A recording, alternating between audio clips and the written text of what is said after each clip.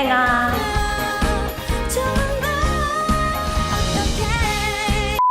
영순이 여러분 안녕하세요. 랭킹스쿨입니다.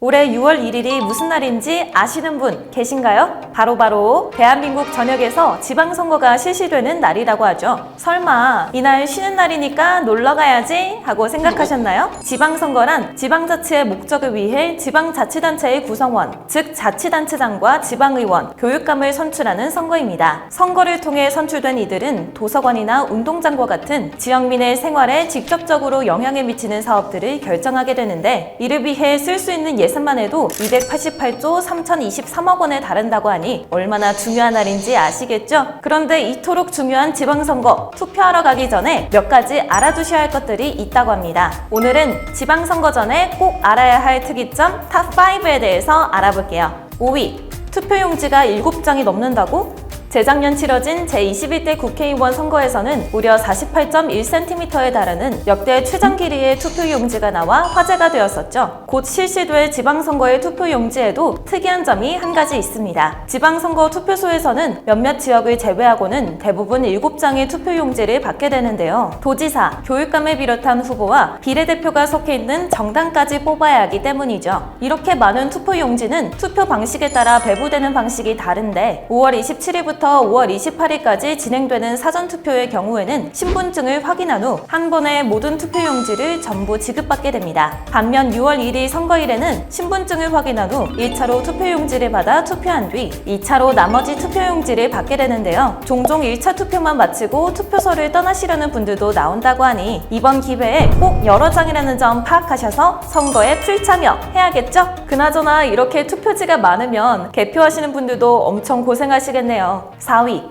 외국인도 선거가 가능하다고? 당연히 대한민국 국민만 선거권을 가지고 있을 것 같지만, 지방선거는 대통령 선거나 국회의원 선거와는 다르게 외국인에게도 선거권이 있다고 합니다. 아니, 그럼 여행 온 관광객들도 그냥 투표하고 갈 수 있다는 거야? 싶으실 텐데요. 그건 아니고 영주권을 취득한 지 3년이 지난 상태에서 외국인 등록대장에 올라와 있는 18세 이상의 외국인에게만 선거권이 주어진다고 합니다. 이렇게 외국인에게도 선거권이 주어지는 이유는 영주권을 취득한 지 3년이 지난 외국인 역시 지역 주민으로서 지역사회의 기초적인 정치 의사 형성 과정에 참여하도록 하여 주민에 의한 자치라는 지방자치제도의 의미를 구현하기 위해서라고 하는데요. 단, 외국인이라는 신분으로는 어떠한 경우에도 후보로 출마할 수는 없다고 하네요. 2018년에 치러진 제7회 지방선거에서는 최초로 외국인 유권자 10만 명 이상을 기록했다고 하는데, 우리도 열심히 투표에 참여해서 꼭 소중한 한 표 행사합시다.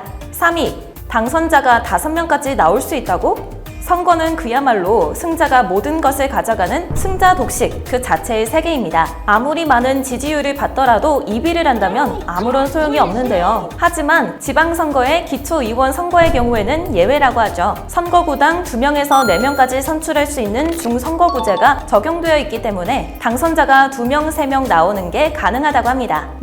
그렇다면 저희도 2명에서 4명까지 투표하면 되는 건가요? 아니요. 다른 선거와 마찬가지로 단 한 명의 후보자에게만 투표를 해야 합니다. 중선거구제는 2006년 제4회 지방선거에서 지역주의 완화, 사표 방지, 그리고 군소정당과 여성의 정계 진출에 기여한다는 취지에서 채택되었다고 하는데요. 이번 선거에서는 전국 11개의 국회의원 지역구에서 다수의 기초의원을 선출할 수 있는 중대 선거구제를 시범 실시한다고 하죠. 특히 몇몇 지역에서는 보다 다양한 정당의 참여를 독려하기 위해서 5인 선거구까지 등장했다고 하니 해당 지역구에 거주하시는 분들은 꼭 참고하세요.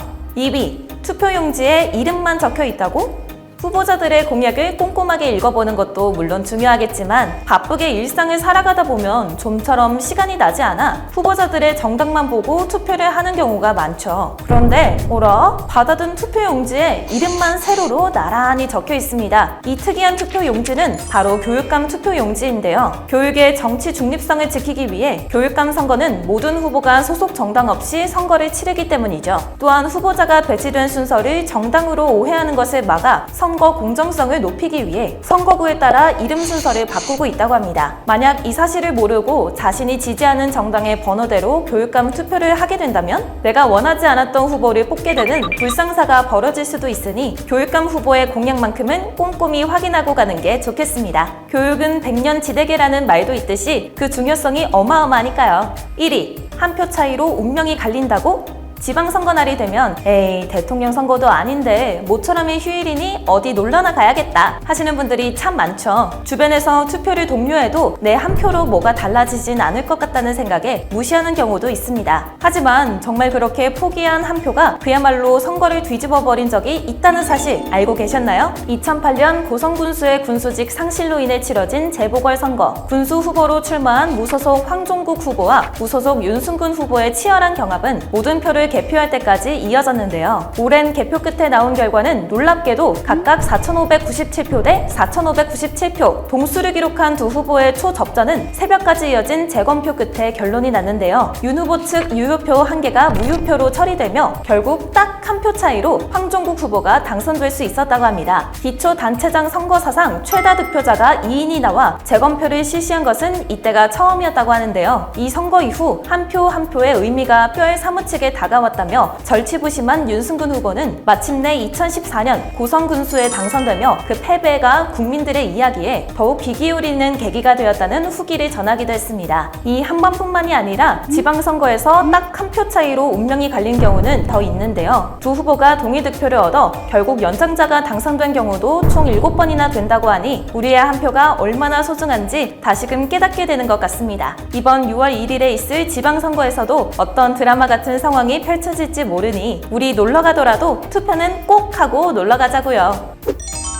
랭킹스쿨을 보고 있는데 마침 밖에서 선거운동 소리가 우렁차게 들려오지 않나요? 이 영상이 게시된 오늘이 바로 선거운동이 본격적으로 시작되는 선거운동 기간 개시일이기 때문입니다. 2019년부터 고등학생들도 투표가 가능해지면서 더 많은 사람들이 거리를 시끌벅적하게 하는 선거운동에도 주목하게 되었지만 여전히 투표의 대상인 후보 자리는 학생들과는 거리가 너무 멀게만 느껴지곤 했는데요. 그런데 올해부터는 만 18세 이상의 학생들도 출마가 가능해졌다는 사실, 심지어 지방선거뿐만이 아니라 국회의원 선거까지 나갈 수 있게 되었다고 합니다. 만약 학생 신분으로 당선된다면 출석도 인정되고 시험을 못 봐도 인정점이 부여되는 등 그 대책까지 모두 마련해 두었다고 하니 명순이 여러분 중에서 국회의원이 나오는 날도 멀지 않은 것 같죠? 이렇게 세월을 거치며 우리와 더욱더 가까워진 선거인 만큼 그 중요성과 소중함을 절대 잊지 말고 참여하도록 해요. 약속? 지금까지 랭킹스쿨이었습니다. 감사합니다.